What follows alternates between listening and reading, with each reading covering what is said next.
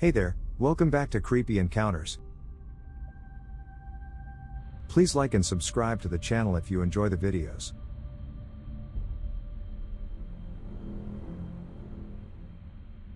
What's a true fact that leads to scary thoughts? Serious. Submarines nowadays are really stealthy. There was a situation in the 60s or around the 70s where two submarines almost collided. Now imagine one country deciding to launch a ballistic missile that could wipe out a city or small town on a sub like that. You don't know what you forgot. The fact that you spend a large portion of high school and university working your ass off just so you can continue working your ass up until you're too old to work your ass off. We do not know exactly how many nuclear weapons the Soviet Union lost track of during its existence, but we do know that it's not zero.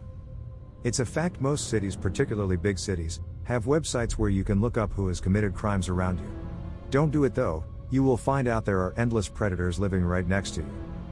In simple terms, a cancer cell is a cell that is damaged or not working properly, which leads to rapid division and abnormal mass growth. Our body has mechanisms to kill cells that aren't doing their job properly, and every day, non-stop, our body looks for them and kills them. The problem of cancer are not the damaged cells, is that our body missed one pesky shitty damaged cell, and now it is divided and replicated, and turning into a growing mass. Since the moment we are born, we have these faulty cells. And since the moment we are born, our body works to correct it by killing them.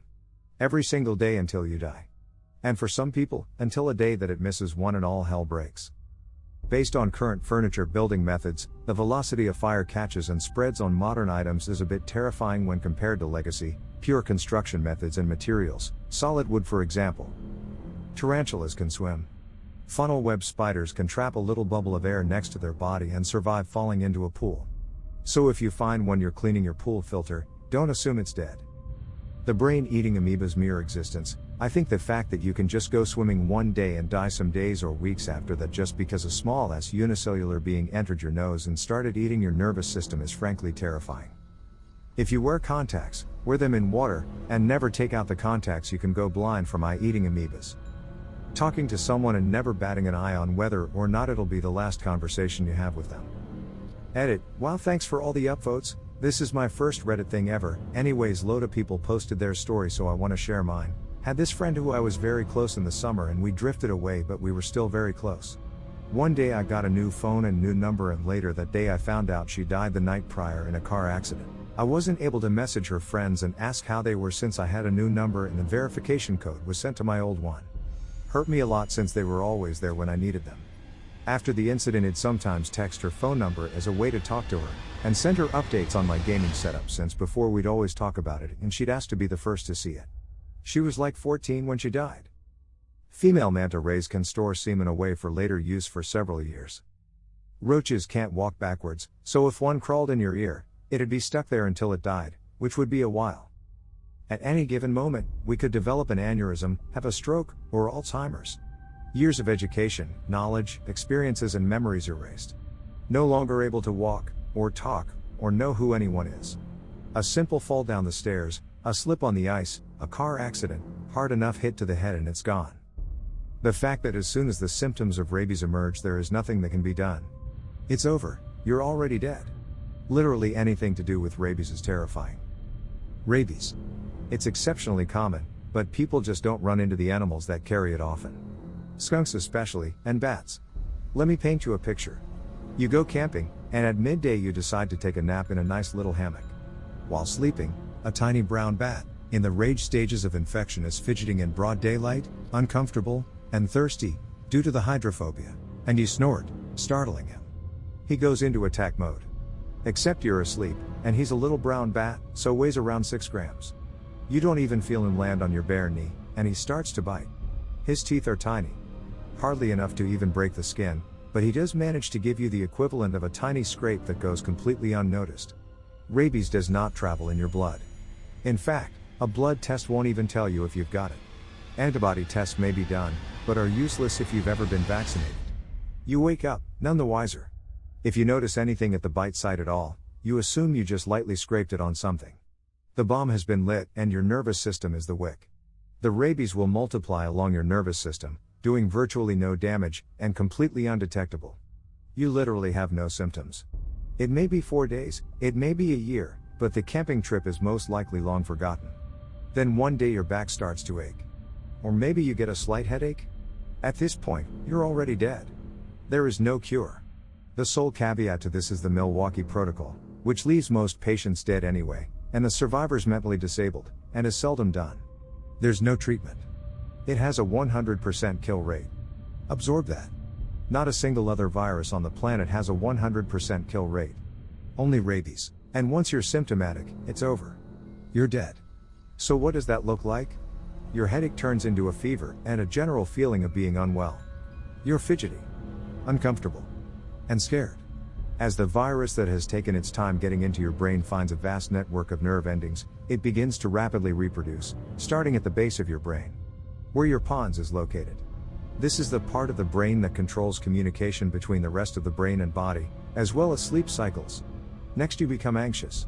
You still think you have only a mild fever, but suddenly you find yourself becoming scared, even horrified, and it doesn't occur to you that you don't know why. This is because the rabies is chewing up your amygdala. As your cerebellum becomes hot with the virus, you begin to lose muscle coordination and balance. You think maybe it's a good idea to go to the doctor now, but assuming a doctor is smart enough to even run the tests necessary in the few days you have left on the planet, odds are they'll only be able to tell your loved ones what you died of later. You're twitchy, shaking, and scared.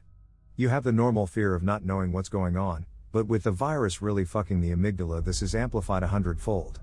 It's around this time the hydrophobia starts. You're horribly thirsty, you just want water. But you can't drink. Every time you do, your throat clamps shut and you vomit. This has become a legitimate, active fear of water. You're thirsty, but looking at a glass of water begins to make you gag, and shy back in fear. The contradiction is hard for your hot brain to see at this point. By now, the doctors will have to put you on IVs to keep you hydrated, but even that's futile. You were dead the second you had a headache. You begin hearing things, or not hearing at all as your thalamus goes. You taste sounds, you see smells, everything starts feeling like the most horrifying acid trip anyone has ever been on. With your hippocampus long under attack, you're having trouble remembering things, especially family. You're alone, hallucinating, thirsty, confused, and absolutely, undeniably terrified. Everything scares the literal shit out of you at this point. These strange people in lab coats. These strange people standing around your bed crying, who keep trying to get you drink something and crying. And it's only been about a week since that little headache that you've completely forgotten. Time means nothing to you anymore. Funny enough, you now know how the bat felt when he bit you. Eventually, you slip into the dumb rabies phase. Your brain has started the process of shutting down. Too much of it has been turned to liquid virus. Your face droops. You drool. You're all but unaware of what's around you. A sudden noise or light might startle you, but for the most part, it's all you can do to just stare at the ground. You haven't really slept for about 72 hours. Then you die. Always, you die. And there's not one fucking thing anyone can do for you.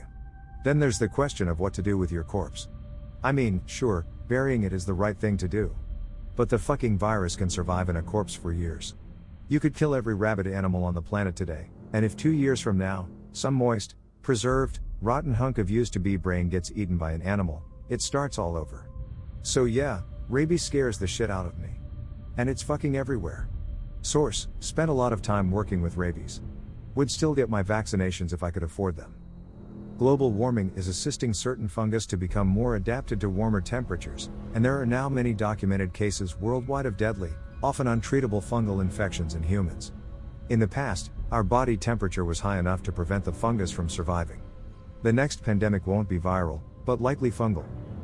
Enough of your personal information is accessible to apps and websites for them to predict your political views, tastes, and personal opinions enough to recommend content that they know you'll be swayed by. There's also some sites that sell your data, and some that can predict your future based on your background and interests.